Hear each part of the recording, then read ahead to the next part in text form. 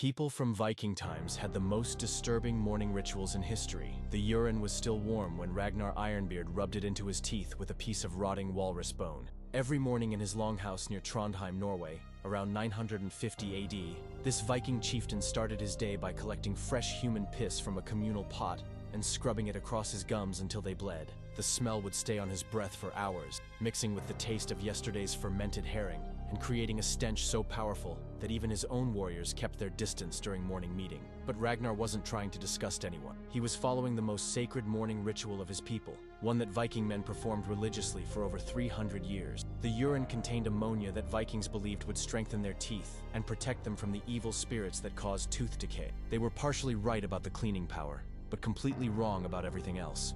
This wasn't some desperate survival technique used by starving outcasts. These were the most feared warriors in Europe, men who had conquered half of Britain and terrorized every coastline from Ireland to Constantinople. They owned slaves, gold, and the finest weapons money could buy. Yet every single morning, from the poorest farmer to the richest jarl, Viking men would start their day by drinking their own piss, rubbing it on their bodies, and using it to wash their hair. The ritual was so important that Viking fathers would teach it to their sons starting at age 7, and any man who refused to participate was considered cursed by the gods and banned from joining raiding. How did the most successful warrior culture in medieval history convince itself that bathing in human waste was the key to divine protection? The answer lies in a religious system so brutal and bizarre that it makes modern horror movies look like children's stories. Vikings didn't just wake up and casually decide to drink urine. The morning ritual began at 4 a.m. with a series of precise steps that had to be followed exactly, or the gods would punish the entire household. First, the oldest man in the longhouse would collect urine from every family member into a large wooden bowl carved with runes dedicated to Odin. The bowl had to be made from oak that was struck by lightning, and the runes had to be carved by a man who had killed at least 5 enemies in battle. If any family member refused to contribute their urine, or if the bowl cracked during the night, the entire ritual was considered contaminated and had to be started over with 3 days of fasting. After collecting the urine, the men would strip completely naked and stand in a circle around a fire pit in the center of the longhouse. The women and children had to leave the building during this part, because Vikings believed that female eyes would steal the masculine power from the ritual. The oldest man would then drink the first cup of urine while reciting a prayer to Thor that lasted exactly 47 words. If he stumbled over any word, or if the urine had turned cold, the ritual failed and had to be repeated the next morning with double the amount of fasting. The prayer itself was horrifying. It asked Thor to accept the golden offering and use it to make their weapons sharp, their enemies weak, and their raids successful. But the most disturbing part came at the end, when the men would ask Thor to let them die in battle rather than in bed, because only warriors who died with weapons in their hands could enter Valhalla. They were literally starting each day by begging their god to help them die violently. Once the oldest man finished drinking, every other male in the household had to drink from the same bowl in order of age. The youngest boys, some as young as 7, would be forced to drink last, when the urine was cold and had been contaminated by multiple mouths. Archaeological evidence from Viking settlements shows that child mortality rates spiked during winter month, when the morning ritual was performed indoors and diseases spread rapidly through the shared urine bowl. But drinking wasn't the end of the ritual. After every man had consumed his portion, they would use the remaining urine to wash their hair, scrub their bodies, and brush their teeth. The Vikings believed that human urine contained the essence of life force, and that covering themselves in it would make them stronger in battle and more attractive to women. They had no understanding of bacteria or hygiene, so they genuinely thought that the stronger the smell, the more powerful the protection. The toothbrushing was particularly revolting. Vikings would soak pieces of animal bone in urine for several days until the bone became soft and spongy. Then they would use these contaminated bone fragments to scrub their teeth and gums until blood flowed freely in their mouths. They believed that the blood mixed with urine created a magical paste that would prevent their teeth from falling out during battle. In reality, this practice caused massive infections that rotted their teeth from the inside and gave them breath so foul that Byzantine traders wrote detailed complaints about the smell in their official reports. The morning ritual wasn't optional, and it wasn't limited to special occasions. Vikings performed this exact routine every single day for their entire adult lives, regardless of weather, illness, or circumstances. When Viking raiders sailed to foreign lands, they would bring containers of their own urine on the ships and continue the ritual even during battles. English monks who witnessed Viking raids wrote in terror about warriors who smelled like the devil's own cesspit and whose breath could kill birds in flight. The ritual reached its most extreme form during the winter months, when Viking families would be trapped inside their longhouses for weeks at a time, During these periods, they would add fermented fish oil and rancid butter to the morning urine mixture, creating a paste so disgusting that it would burn their skin on contact. The pain was intentional. Vikings believed that suffering during the morning ritual would prepare them for the pain of battle and prove their worthiness to the gods. Archaeological excavations of Viking longhouses have revealed ceramic pots specifically designed for collecting and storing urine, with elaborate decorations that suggest these containers were considered sacred objects. The pots were always placed in the most honored position in the house, usually next to the weapons rack and the family's most valuable possessions. Some of these pots were large enough to hold over 20 gallons of urine, suggesting that wealthy Viking families would collect and store their waste for weeks before using it in rituals. The smell inside a Viking longhouse during winter would have been unbearable by modern standards. Between the daily urine rituals, the fermented fish that hung from the rafters, and the animal fat that was rubbed into clothing for waterproof, the air would have been thick with a combination of odors that would make most people vomit instantly. Yet Vikings considered this smell to be divine perfume, a sign that their household was blessed by the gods and protected from evil spirits. But the morning ritual was just the beginning of a day filled with equally disturbing practices. After covering themselves in urine, Viking men would eat a breakfast that consisted primarily of fermented fish paste, mixed with rancid animal fat, and chunks of moldy bread. The fish paste was made by burying whole fish in the ground for 6 months until they dissolved into a liquid that could be drunk like soup. The fat came from seals that had been dead for weeks, and the bread was intentionally allowed to grow thick layers of mold because Vikings believed that eating fungus would give them visions of future battles. The women had their own morning rituals that were equally repugnant. While the men were drinking urine, Viking women would collect menstrual blood in special wooden cups and use it to paint runes on their foreheads and cheeks. They believed that menstrual blood contained powerful magic that could protect their families from disease and bring good luck to their husbands' raids. The blood would be left on their faces all day, mixing with sweat and dirt to create a crust that would crack and peel off in chunks. Children who were too young to participate in the adult rituals had their own disturbing morning routine. Viking parents would feed their babies a mixture of pre-chewed food and human saliva that had been fermented in clay pots for several days. The saliva came from the entire family, including sick relatives and elderly grandparents, whose mouths were filled with infected teeth and bleeding gums. This practice was supposed to transfer the family's strength and courage to the next generation, but it actually spread diseases that killed roughly half of all Viking children before their 5th birthday. The most horrifying aspect of these morning rituals wasn't their disgusting nature, but how deeply they were connected to Viking religious beliefs. The Norse gods weren't kind or merciful deities who wanted their followers to be happy and healthy. They were violent, unpredictable beings who demanded constant proof of devotion through suffering and sacrifice. The morning ritual was designed to be as unpleasant as possible because Vikings believed that their gods would only respect people who were willing to endure pain and humiliation for their faith. This religious philosophy extended to every aspect of Viking life. They would deliberately eat spoiled food, drink contaminated water, and live in filthy conditions because they thought that comfort and cleanliness were signs of weakness that would anger their gods. When Viking warriors died in battle, their families would celebrate by drinking even larger quantities of urine and eating even more rotten food, believing that their suffering would help the dead warrior's soul reach Valhalla faster. The morning ritual also served a practical purpose in Viking society. It was a daily test of loyalty and commitment that helped identify potential traitors or cowards. Any man who showed disgust or reluctance during the ritual would be marked as unreliable and excluded from important raids. Viking leaders used the ritual as a way to maintain discipline and ensure that only the most dedicated warriors were trusted with weapons and responsibility. The practice continued for centuries, passed down from father to son through oral tradition and religious instruction.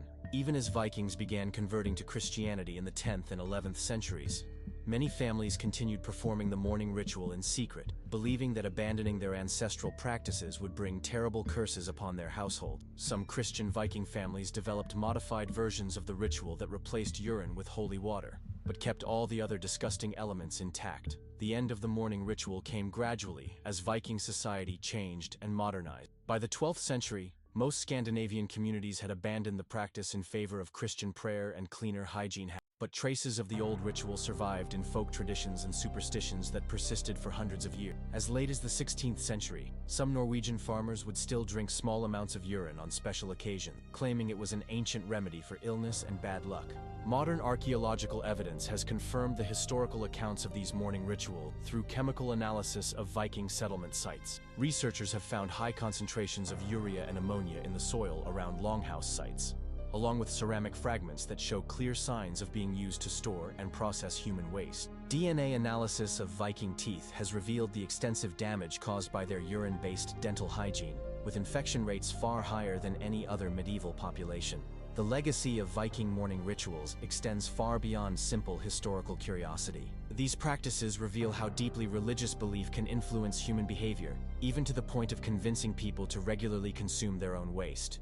The Vikings weren't ignorant savages who didn't know any better. They were intelligent, capable people who built sophisticated ships, developed complex legal systems, and created beautiful art and poetry. Yet their religious faith was so powerful that it overrode their basic instincts for cleanliness and health. The mourning ritual also demonstrates how social pressure can normalize even the most extreme behaviors. In Viking society, refusing to drink urine wasn't just a personal choice about hygiene, it was an act of religious rebellion that could result in exile, violence, or death. The ritual became so deeply embedded in their culture that questioning it was literally unthinkable for most people. Understanding these historical practices helps explain how seemingly rational societies can develop and maintain beliefs that seem obviously wrong to outsiders. The Vikings had logical reasons for their mourning rituals based on their understanding of religion, medicine, and social organization.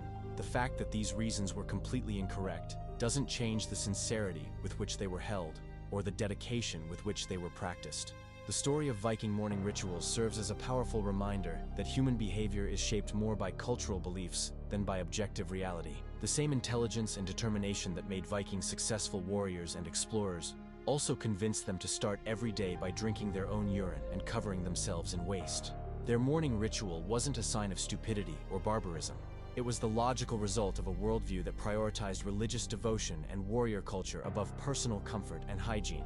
But the morning urine ritual was just one part of a larger system of disgusting daily practices that defined Viking life. After finishing their morning waste consumption, Viking men would spend the next hour performing what they called blood preparation for the day ahead. This involved deliberately cutting small wounds on their arms and legs with rusty iron knives, then rubbing salt and fermented fish oil into the cuts to keep them infected and painful. The Vikings believed that constant physical pain would make them immune to the shock of battle wounds, and prove to their gods that they were serious about wanting to die as warriors. The wounds were never allowed to heal properly. Each morning, Viking men would reopen yesterday's cuts and create new ones, building up layers of scar tissue that covered their bodies like armor made of infected flesh. Archaeological examination of Viking skeletons shows evidence of hundreds of deliberate cuts on arm and leg bone, with clear signs that these wounds were repeatedly reopened over years or decades. The infection rate was so high that many Viking warriors died from blood poisoning long before they ever saw combat. Women participated in their own version of blood preparation by using broken pottery shards to scrape layers of skin off their feet and hands until they bled freely. The blood would be collected in small clay bowls and mixed with honey and crushed insects to create a paste that was rubbed into their hair and scalp. This mixture was supposed to make their hair grow thick and strong, but it actually caused massive scalp infections that left many Viking women partially bald by age 30. The most disturbing part of the blood preparation ritual was how it affected Viking children. Boys as young as 8 were required to participate in the daily cutting, but they weren't allowed to use knives like the adults. Instead, they had to use their fingernails to scratch wounds into their skin, digging deep enough to draw blood, but not deep enough to cause serious injury. The pain was intentional and necessary. Viking fathers believed that boys who cried during the blood preparation would grow up to be cowards who would dishonor their families in battle.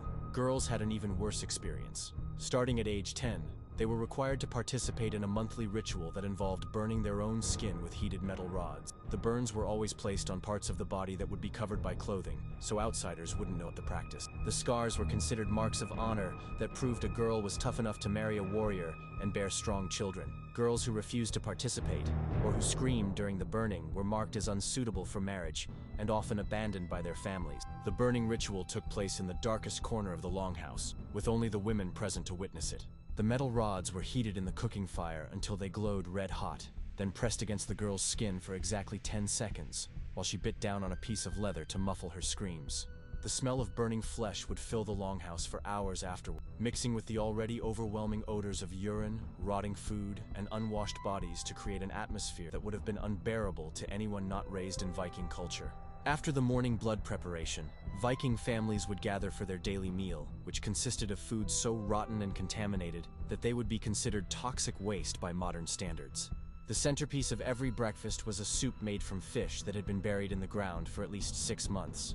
The fish would be completely decomposed by the time it was dug up, reduced to a liquid paste that smelled like death and tasted even worse. Vikings would drink this soup hot, believing that the heat would activate the magical properties of the rotted fish and give them strength for the day ahead. The soup was served in bowls that were never washed, only scraped clean with dirty knives before being used again. The accumulated layers of grease and food residue created a breeding ground for bacteria that would have killed most people within days.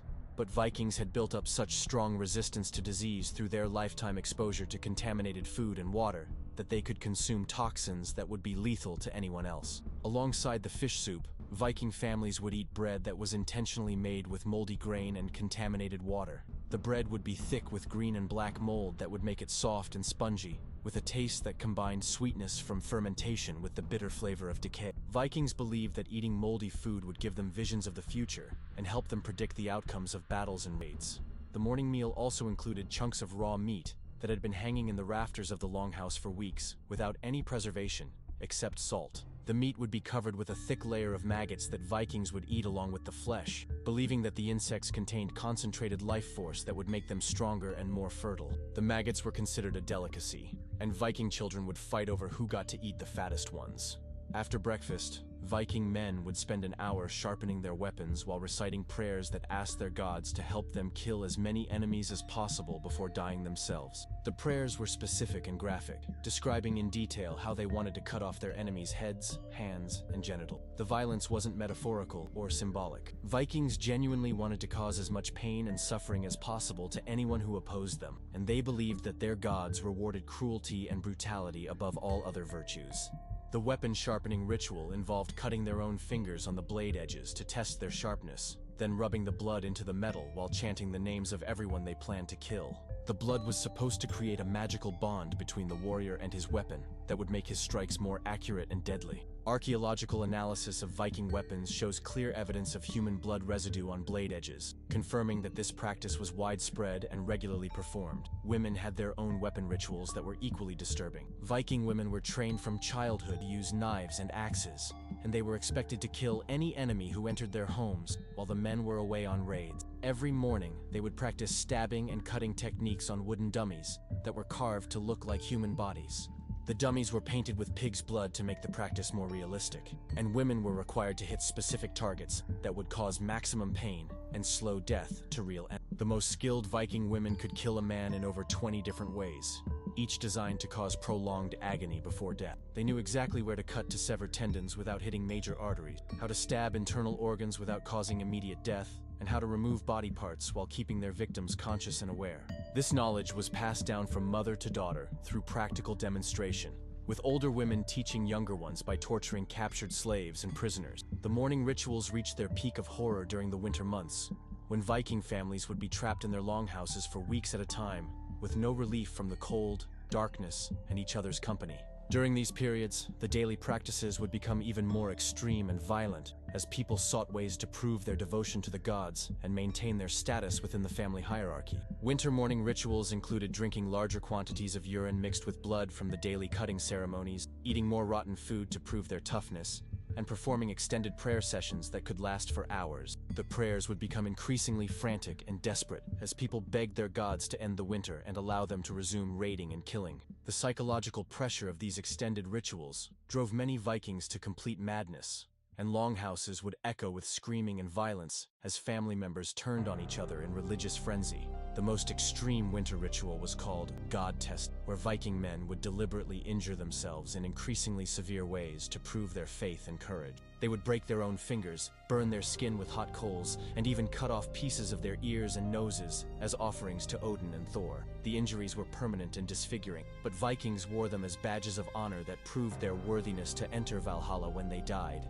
Archaeological evidence from Viking settlements shows that winter mortality rates were extremely high, with entire families sometimes dying during particularly harsh seasons. The combination of contaminated food, infected wounds, unsanitary living conditions, and deliberate self-injury created a perfect storm of disease and death that claimed hundreds of lives each year. But Vikings interpreted these deaths as signs that their gods were selecting the most faithful warriors for immediate entry into the afterlife. The spring rituals that marked the end of winter were the most violent and disturbing of all. When the weather finally warmed enough for Vikings to leave their longhouses, they would celebrate by performing human sacrifices that involved the most brutal torture techniques they could imagine. The victims were usually slaves or prisoners who had been kept alive through the winter specifically for this purpose, and their deaths would last for days, as Vikings took turns inflicting different types of pain and mutilation. For over 3 centuries, the most feared warriors in medieval Europe began each day by consuming human waste and asking their gods to help them die violently in battle.